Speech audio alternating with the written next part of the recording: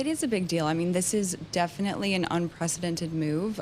These are scientists, public health officials, vaccine advisors who usually don't really have like a political affiliation. They're in this position to act as, in an advisory role to review the science, to discuss different recommendations around vaccines and ages and who should be using different vaccines. They meet a couple of times a year, and they are really responsible for helping to set the vaccine schedule for children. And this is something that Kennedy has been talking about. Obviously, a huge priority for him and for the administration is rooting out what they've called corporate influence in some of these science roles and in these health agencies. But these vaccine advisors, this committee is really seen as sort of like an independent agency, or not an agency, but an independent panel who make recommendations to the agency, and then they can act on that. And so what he's doing is getting rid of all 17 members of this voting committee. They usually serve around 4-year terms.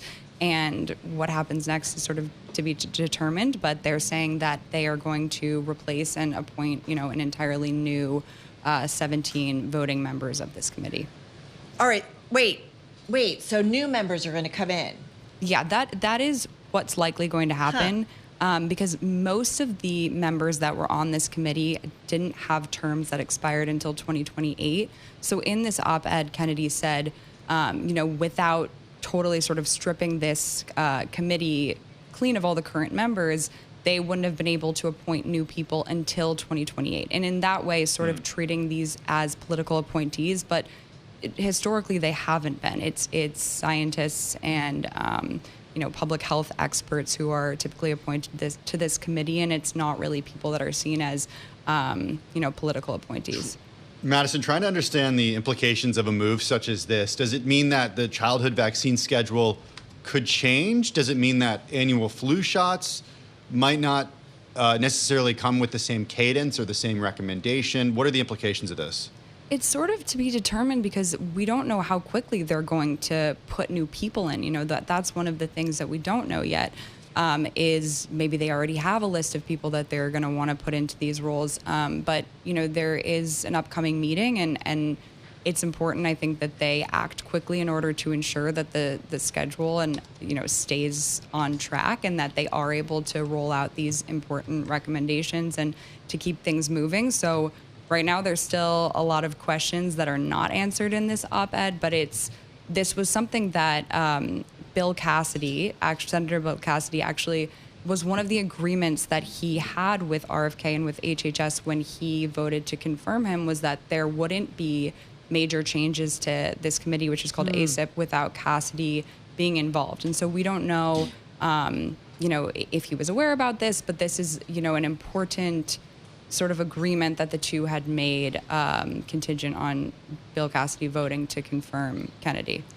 Madison, I think about this, right? With all kinds of healthcare, you need independence, you need transparency. You want to make sure that care and advisories around healthcare or vaccines are very true and safe, and there are no politics in it. There are no companies necessarily pushing anything.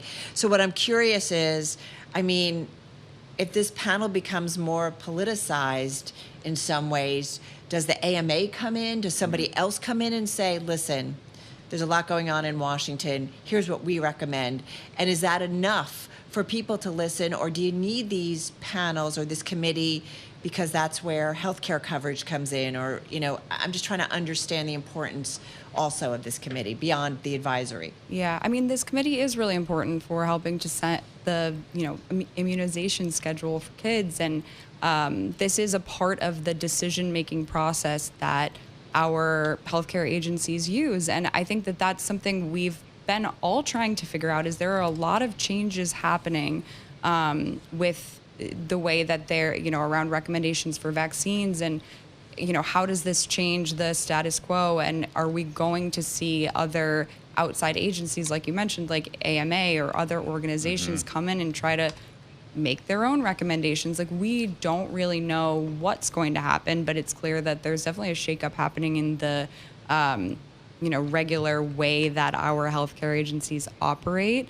And I think that that's kind of what Kennedy and what some of his sub-agencies and subordinates want. Right. Is they want this shakeup. They think that that's a good thing, and it's sort of to be determined still what that actually will look like and sort of where the pieces will fall when it's all said and done.